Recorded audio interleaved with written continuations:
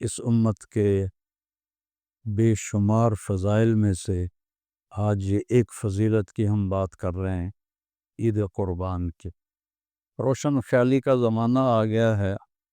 روشن خیالی تو نہیں ہے، وہ اندھیر خیالی ہے کہ کتنے لوگ یہ کہنا شروع کر دیا ہے کہ قربانی کا کیا فائدہ، اتنے جانوروں کا خون ضائع ہوتا ہے، لوگوں کو پیسے دیا جائے، ویسے ان کی مدد کی جائے، اور اس قسم کی باتیں۔ 63 اونٹ آپ نے ذبح فرمائے، اپنی عمر کے ہر سال کا ایک اونٹ۔ اونٹوں میں لڑائی شروع ہو جاتی تھی کہ میں پہلے جا کے ذبح ہوں گا، دوسرا اپنی زبان حال سے کہتا کہ میں پہلے جا کے ذبح ہوں گا، تو ان میں جنگ چل رہی تھی، اونٹوں میں ایک دوسرے کو کاٹ رہے تھے۔ تو آپ نے اپنے بال صاف کروائے اور اپنی مونچھیں چھوٹی کروائیں، داڑھی کو ٹھیک کروایا، پھر غسل فرمایا، پھر کپڑے بدلے۔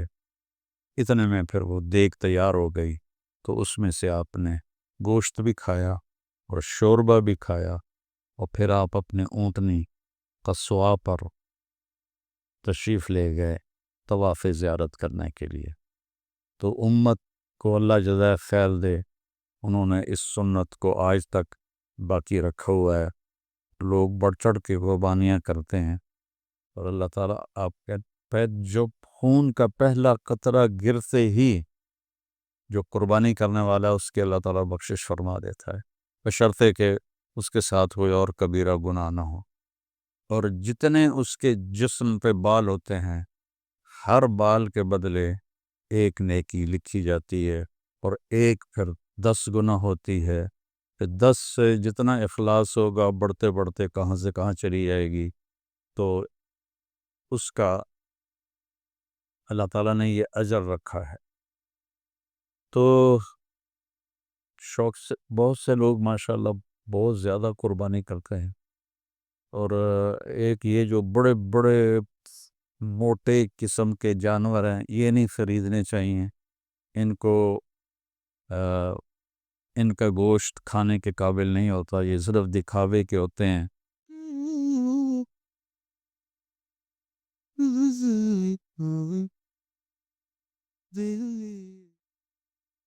السلام علیکم ورحمۃ اللہ وبرکاتہ۔ بسم اللہ الرحمن الرحیم، والصلاة والسلام علی رسول الکریم وعلی آلہ واصحابہ اجمعین۔ اللہ تبارک و تعالیٰ کی اس امت کے ساتھ جناب رسول اللہ صلی اللہ علیہ وسلم کی توفیل اور ان کے صدقے میں بے شمار مہربانیاں ہیں، ان گنت مہربانیاں ہیں۔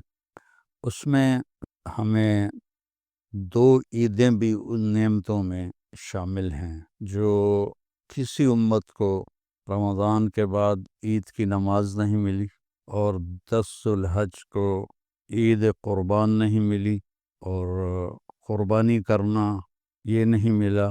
اس امت کے بے شمار فضائل میں سے آج یہ ایک فضیلت کی ہم بات کر رہے ہیں، عید قربان کی۔ روشن خیالی کا زمانہ آ گیا ہے۔ روشن خیالی تو نہیں ہے، وہ اندھیر خیالی ہے کہ کتنے لوگ یہ کہنا شروع کر دیا ہے کہ قربانی کا کیا فائدہ، اتنے جانوروں کا خون ضائع ہوتا ہے، لوگوں کو پیسے دیا جائے، ویسے ان کی مدد کی جائے، اور اس قسم کی باتیں۔ تو ایک آیت ہے، یا ایھا الذین آمنوا لا تقدموا بین یدی اللہ ورسولہ، اے ایمان والو اللہ اور اس کے رسول سے آگے مت بڑھو۔ اب یہ اس وقت تو یہ حکم تھا جب صحابہ تھے، تو جب آپ چل رہے ہوں تو ان کے آگے مت چلو، لیکن قیامت تک کے لیے قرآن ہے، تو اس کا معنی جو مفسرین نے کیا ہے وہ یہ ہے کہ اللہ اور اس کے رسول کی بتائی ہوئی ترتیب زندگی کو کراس مت کرو، اس کے آگے نہ نکل جاؤ۔ ہماری عقلوں کا معیار کیا ہے، ہمارے علم کا معیار کیا ہے؟ تو میرے نبی نے حج کے موقع پر ایک بکرا آپ ذبح فرما دیتے تو آپ کی قربانی ہو جاتی۔ یہ سنت ابراہیم ہے، میں تھوڑا پیچھے چلا جاؤں کہ وَإِذِ ابْتَلَىٰ إِبْرَاهِيمَ رَبُّهُ بِكَلِمَاتٍ فَأَتَمَّهُنَّ قَالَ إِنِّي جَاعِلُكَ لِلنَّاسِ إِمَامًا قَالَ وَمِنْ ذُرِّيَّتِي قَالَ لَا يَنَالُ عَهْدِ الظَّالِمِينَ، کہ جب اللہ تعالیٰ فرماتے ہیں کہ جب میں نے اپنے خلیل ابراہیم کو امتحانوں میں ڈالا تو وہ ہر امتحان میں پورا نکلا، تو میں نے کہا کہ ابراہیم میں تمہیں لوگوں کا امام بناؤں گا۔ تو انہوں نے فرمایا میری نسل میں بھی ہو، تو کہا نہیں، جو ظالم ہوں گے وہ اس کے حقدار نہیں ہوں گے، جو فرما بردار ہوں گے وہ اس کے حقدار ہوں گے۔ اور اس میں جو ایک بہت بڑا امتحان لیا کہ 84 سال کی عمر میں بیٹا پیدا ہوا، 60 سال، اگر 20 سال کی عمر میں شادی ہوئی ہو تو 64 سال دعا مانگتے رہے رب ہب لی من الصالحین، اور اللہ نے بیٹا دیا تو فرمایا اس کو چھوڑ کے آؤ یہاں سے دور۔ انہوں نے عرض کی کہاں؟ فرمایا جبریل تمہیں راستہ دکھائے گا۔ جبریل انسانی شکل میں ایک اونٹنی پر سوار ہو کر تشریف لائے، ان کے پیچھے حضرت ابراہیم علیہ السلام، حضرت حاجرہ علیہ السلام اور حضرت اسماعیل علیہ السلام، یہ تینوں ایک اونٹنی پر سوار۔ اور جب مکہ کے کالے پہاڑ آ گئے اور ایک وادی تھی نیچے، تو پہاڑ ایسے اوپر اس کے کھڑے ہوئے تھے، انہوں نے اس کو چھپایا ہوا تھا اس وادی کو، کہنے لگے یہاں چھوڑ دو اور تم خود واپس چلے جاؤ۔ تو حیران ہوئے، آگ میں ڈالے گئے تو کچھ نہیں بولے، حسبی اللہ و نعم الوکیل اتنا کہا، لیکن جب وہاں کہا جبریل نے یہاں چھوڑ دو تو کہنے لگے یہاں کیسے چھوڑ دوں، یہاں تو کچھ بھی نہیں ہے۔ تو جبریل بولے کہ آپ کے اللہ کی منشا ہے، ان دونوں کو یہاں چھوڑ دیں، اس بچے سے اللہ تعالیٰ آخری نبی کو پیدا فرمائیں گے۔ تو یہ اتنی بڑی قربانی تھی، اور ان سے بڑھ کر قربانی حضرت حاجرہ کی تھی کہ اگر وہ آپ کی دوسری بیوی سے پیدا ہوتا تو وہ آپ کی ہم عمر تھی، اور اللہ نے ان سے بھی، حضرت اسحاق ان سے پیدا ہوئے، وہ بعد میں پیدا ہوئے، ان کی جو بیگم تھی حضرت سارہ، تو ان سے نہیں پیدا ہوا، وہ مصر کی شہزادی سے پیدا ہوا جن کی 20-25 سال عمر تھی۔ تو وہ کہنے لگی آپ کدھر جا رہے ہیں؟ تو وہ خاموش، وہ حیران پریشان کہ مجھے اکیلے چھوڑ کے کہاں جا رہے ہیں؟ تو چلتے چلتے چلتے جہاں آج زمزم کے پانی کے وہ کنیکشن لگے ہوئے ہیں، کدئی اس کو کہتے ہیں، وہاں پہنچے 3-4 میل چل کے۔ تو پھر حضرت حاجرہ کو خیال آیا یہ نبی ہیں، کہیں اللہ نے نہ کہا ہو، تو فرمانے لگے اللہ امرک، کیا اللہ نے آپ کو حکم دیا ہے؟ تو آپ نے ایسے سر ہلایا کہ اذن لن یضیعن اللہ، پھر اللہ ہمیں ضائع نہیں کرے گا آپ چاہیں۔ وہ اونٹنے پہ سوار ہوئے، اور آپ ذرا تصور کریں، مسرات بھی سن رہی ہوں گی کہ 20-25 سال کی بچی کو مکہ کے کالے پہاڑوں میں، جہاں نہ انسان، نہ پانی، نہ سایہ، نہ درخت، نہ چھاؤں، اکیلے چھوڑ دیا جائے، اور وہ شہزادی، تو اس پہ کیا بیتی ہوگی، اس پہ کیا گزری ہوگی۔ تو ان کو دیکھتی رہیں دیکھتی رہیں، جب وہ پہاڑ پار کر کے نیچے چلے گئے تو پھر بوجھل قدموں سے واپس آئیں۔ تو اللہ تعالیٰ نے ان کی قربانی پر زمزم کا کنواں نکالا۔ تیسرے دن جو پانی دے گئے تھے، کھانا دے گئے تھے، وہ ختم ہو گیا، تو پھر انہوں نے صفا مروہ کے 7 چکر لگائے کہ کوئی انسان بشر نظر آ جائے، لیکن کوئی نظر نہیں آیا۔ 7ویں چکر میں وہ ان کا دم گھٹنے لگا اور سانس پھولنے لگا اور وہ گر گئیں۔ جب بیٹے کی طرف نظر دوڑائی تو وہاں ایک آدمی کو کھڑے دیکھا، تو پھر ایک دم بھاگی، تو دیکھا تو وہ آدمی تو غائب تھا، اور اس بچے جہاں ایڑیاں رگڑ رہا تھا وہاں سے چشمہ نکلا ہوا تھا پانی کا، جو زمزم کا کنواں کہلاتا ہے۔ اور اس سے پرانا کنواں دنیا میں کوئی موجود نہیں جو آج بھی اسی طرح صاف ستھرا پانی دے رہا ہو۔ اس میں کیڑے نہیں پیدا ہوتے، اس میں مینڈک نہیں پیدا ہوتے، اس میں وہ پانی میں سبز رنگ کی کائی جم جاتی ہے، وہ نہیں جمتی، کوئی مچھر وہاں پیدا نہیں ہوتا، اور کوئی اس کا کسی چشمے سے رابطہ نہیں، تعلق نہیں، کسی پیچھے پانی کے کسی حوض کے ساتھ یا پانی کے کسی خزانے کے ساتھ اس کا رابطہ نہیں۔ وہاں جو انجینئر تھے کنویں پر، وہ انڈین تھے، وہ مجھے ملے، انہوں نے بتایا کہ جب ہم چلاتے ہیں موٹر ٹربائن کو تو اس میں سوراخ ہیں کنویں کی دیواروں میں، ان سے پانی ایسے ابل ابل کے آتا ہے، اور جب ہم بند کرتے ہیں ٹربائن کو تو وہ پانی بند ہو جاتا ہے، اور آج تک اس کا لیول کبھی بھی کم نہیں ہوا۔ تو پھر اللہ تعالیٰ نے فرمایا اب جاؤ اور ذبح کر کے آ جاؤ۔ تو جس باپ کی عمر کو تقریباً کوئی 90 سال سے اوپر ہو چکی ہو، اور وہ فلسطین سے چھری لے کر چلا ہو کہ بیٹے کو ذبح کرنے جا رہا ہوں، تو اس پہ کیا بیتی ہوگی ان لمحات میں، اس سفر میں، اس کے دن رات میں، کس طرح خیال آتا ہوگا کیسے ذبح کروں گا، کیا ہوگا۔ اور پھر ان کو لے کر جب وہ پہنچے اس جگہ، وہ جگہ تو اب انہوں نے صاف کر دیا، پہاڑ ہٹا دیے ہیں، اللہ ان کا بھلا کرے، حاجیوں کی سہولت کے لیے۔ تو میں اس جگہ پہ گیا ہوں، میں نے دیکھی ہے جب پہاڑ کھڑے تھے، تو چاروں طرف پہاڑ ہیں، بیچ میں ایک چھوٹی سی وادی ہے۔ تو کہنے لگے بیٹا میں دیکھتا ہوں کہ میں تمہیں ذبح کر رہا، اور نبی کا خواب وحی کے برابر ہوتا ہے۔ تو انہوں نے فرمایا یا ابا تفعل، بابا فوراً کرو، یا ابا افعل بھی نہیں ہے، یا ابا تفعل، اتنی تیزی سے فرمایا کہ الف کو گرا دیا، ستجدنی انشاء اللہ من الصابرین، تو مجھے دیکھے گا کہ میں صبر کرنے والوں میں سے ہوں۔ تو کہنے لگے تو یہ پتہ بھی ہے کہ میں کیا کہہ رہا ہوں؟ کہنے لگے ہاں پتہ ہے، آپ مجھے ذبح کریں گے میں مر جاؤں گا، لیکن مجھے دنیا کے بدلے جنت مل جائے گی، آپ کے بدلے مجھے اللہ مل جائے گا۔ پھر فرمانے لگے کہ ہاں مجھے یہ دکھ ضرور ہے کہ میری ماں کو بڑا صدمہ ہوگا۔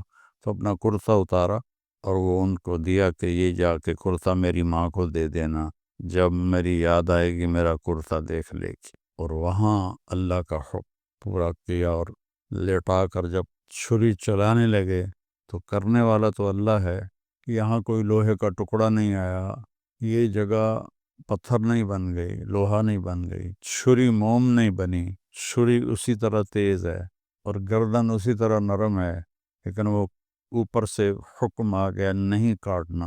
2-3 دفعہ چھری چلائی نہیں چلی، تو تیسری دفعہ پھر اللہ تعالیٰ نے جبریل سے فرمایا کہ جلدی سے جنت سے چھترا لے کر جاؤ اور اسماعیل کو نکال لو اور چھترے کو ڈال دو۔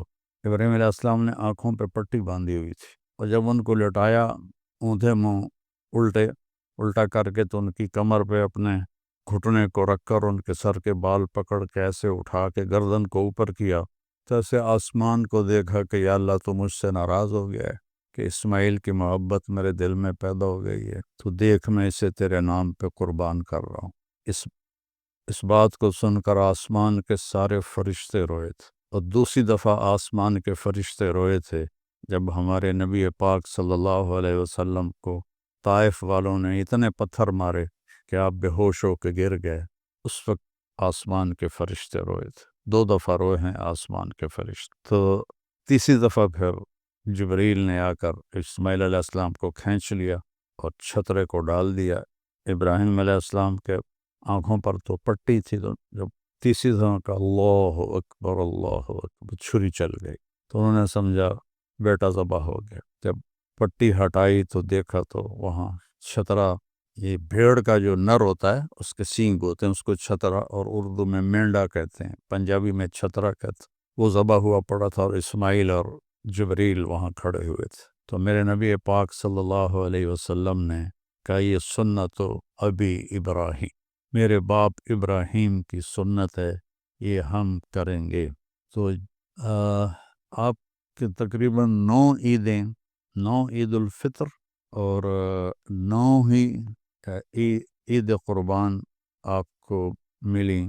تو آپ ہر سال 8 عیدیں تو آپ نے مدینہ میں کی، تو آپ 2 چھترے ذبح فرماتے تھے، ایک اپنی طرف سے اور ایک امت کی طرف سے۔ 2 سفید چھترے آپ ہمیشہ خریدتے تھے، ایک اپنی طرف سے ذبح فرماتے تھے، ایک امت کی طرف سے ذبح فرماتے تھے۔ امت کو کہیں بھی اکیلا نہیں چھوڑا، ان کو ہر جگہ یاد رکھا۔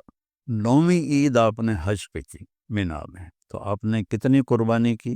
63 اونٹ آپ نے ذبح فرمائے، اپنی عمر کے ہر سال کا ایک اونٹ، اور ایک اونٹ میں 7 حصے ہوتے ہیں، 7، تو کوئی 450 کے قریب آپ نے قربانیاں کیں 63 اونٹوں میں۔ اور عجب بات تھی، یہاں اونٹوں کی یا جانوروں کی جب ہم اپنے وہاں قربانی کرواتے ہیں تو ان کو کھینچ کے لا رہے ہوتے ہیں اور وہ باں باں کر رہے ہوتے ہیں، اور خاص طور پر بڑے جانور کو جب گراتے ہیں تو ایک بڑا مسئلہ بنتا ہے۔ لیکن قربان جاؤں، آپ کے لیے 100 اونٹ لائے تھے، 63 آپ لے کر آئے تھے اور 37 حضرت علی یمن سے لے کر آئے تھے، تو 100 اونٹ کھڑے تھے، اس میں سے 63 کو الگ کر دیا گیا، پھر 5 اونٹ الگ آپ کے قریب کھڑے کر دیے گئے، اس میں سے ایک اونٹ آتا تھا اور وہ ذبح ہوتا تھا۔ تو 5 اونٹوں میں لڑائی شروع ہو جاتی تھی کہ میں پہلے جا کے ذبح ہوں گا، دوسرا اپنی زبان حال سے کہتا کہ میں پہلے جا کے ذبح ہوں گا، تو ان میں جنگ چل رہی تھی، اونٹوں میں ایک دوسرے کو کاٹ رہے تھے۔ تو آپ نے 63 قربانیاں اونٹوں کی فرمائیں۔ تو آپ بھی کہتے غربت کا زمانہ ہے، اور اس وقت تو غربت تھی بہت زیادہ، 63 اونٹ کے پیسے غریبوں میں تقسیم کر دو، تو اپنی رائے کو اللہ رسول کے حکم کے تابع کر کے چلنا چاہیے، چونکہ ہمارا علم بھی بہت تھوڑا ہے، ہماری عقل بھی بہت تھوڑی ہے۔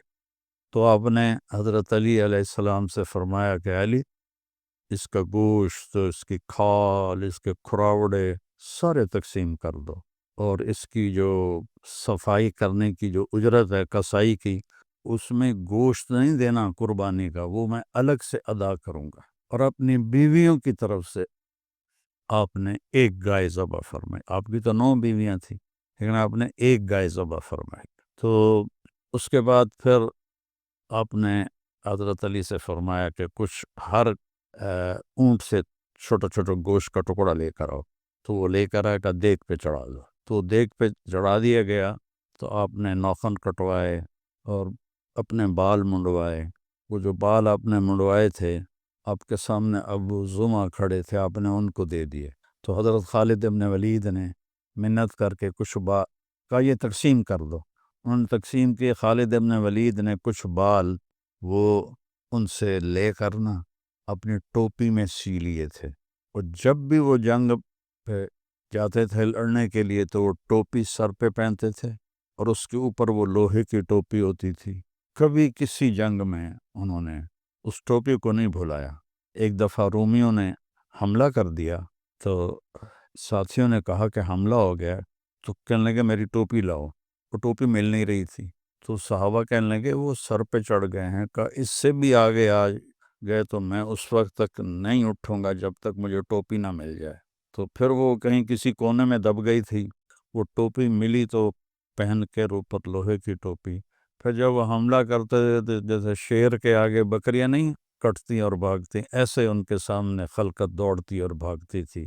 دنیا نے ایسا جرنیل آج تک نہیں پیدا کیا، سیف اللہ کا جس کو لقب ملا ہو، اس کو اللہ کے نبی نے اللہ کی تلوار کہا۔ اس لیے جب ان کا بڑی جوانی میں فوت ہو گیا، 56 سال کی عمر میں، تو فرمانے لگے ساری زندگی پہلی صف میں لڑا کے شہید ہو جاؤں، لیکن آج میں بزدلوں کی طرح مر رہا ہوں۔ تو علماء فرماتے ہیں کہ انہوں نے کوئی 100 سے زیادہ جنگیں لڑیں، اگر وہ ہزاروں جنگیں بھی لڑتے تو وہ شہید نہیں ہو سکتے تھے، کہ اللہ کی تلوار نیام میں تو جا سکتی ہے، ٹوٹ نہیں سکتی، اسے توڑ کوئی نہیں سکتا۔ تو جس میدان میں خالد ہوتے تھے کبھی شکست نہیں، ہمیشہ فتح ہوتی۔ تو آپ نے اپنے بال صاف کروائے اور اپنی مونچھیں چھوٹی کروائیں، داڑھی کو ٹھیک کروایا، پھر غسل فرمایا، پھر کپڑے بدلے، اتنے میں پھر وہ دیگ تیار ہو گئی۔ تو اس میں سے آپ نے گوشت بھی کھایا اور شوربہ بھی کھایا، اور پھر آپ اپنے اونٹنی قصواء پر تشریف لے گئے طواف زیارت کرنے کے لیے۔ تو امت کو اللہ جزائے خیر دے، انہوں نے اس سنت کو آج تک باقی رکھا ہوا ہے، اور لوگ بڑھ چڑھ کے قربانیاں کرتے ہیں۔ اور اللہ تعالیٰ آپ کے جو خون کا پہلا قطرہ گرتے ہی جو قربانی کرنے والا ہے اس کے اللہ تعالیٰ بخشش فرما دیتا ہے، بشرطے کہ اس کے ساتھ کوئی اور کبیرہ گناہ نہ ہو۔ اور جتنے اس کے جسم پہ بال ہوتے ہیں، ہر بال کے بدلے ایک نیکی لکھی جاتی ہے، اور ایک پھر 10 گنا ہوتی ہے، پھر 10 سے جتنا اخلاص ہوگا بڑھتے بڑھتے کہاں سے کہاں چلی جائے گی۔ تو اس کا اللہ تعالیٰ نے یہ اجر رکھا ہے۔ تو شوق سے بہت سے لوگ ماشاءاللہ بہت زیادہ قربانی کرتے ہیں، اور ایک یہ جو بڑے بڑے موٹے قسم کے جانور ہیں یہ نہیں خریدنے چاہیے، ان کو ان کا گوشت کھانے کے قابل نہیں ہوتا، یہ صرف دکھاوے کے ہوتے ہیں، اور ایک مالداروں میں مقابلہ لگ جاتا ہے، میں نے 20 لاکھ کا خریدا، کہتا میں نے 30 لاکھ کا خریدا، 20 لاکھ میں کتنے بکرے قربان ہو سکتے ہیں، اس کا اجر زیادہ ہے۔ تو یہ جو یعنی ضرورت سے زیادہ موٹے جانور آپ کو نظر آتے ہیں، چاہے بکرے ہوں چاہے یہ گائے بیل ہو، یہ ان کے ساتھ کچھ کرتے ہیں جس کی وجہ سے وہ بہت زیادہ چربی چڑھ جاتی ہے، تو ان کا گوشت کھانے کے قابل نہیں ہوتا ہے۔ تو یہ میرا مشورہ ہے، باقی یہ کوئی فرض واجب سنت کی بات تو ہے نہیں، لیکن اگر اس کی بجائے اتنے مہنگا جانور خریدنے کی بجائے زیادہ جانور خرید دیے جائیں تو زیادہ غریبوں کے گھر گوشت چلا جائے گا۔ تو اس قربانی کو ہم نے ہمیشہ انشاءاللہ زندہ رکھنا ہے، اور یہ اس قسم کی باتیں کہ کیا فائدہ، یہ بہت نادانی کی باتیں ہیں، اللہ اس کے رسول سے ٹکرانے والی باتیں ہیں۔ اللہ ہمیں اس سنت کو زندہ رکھنے کی توفیق نصیب فرمائے۔ السلام علیکم۔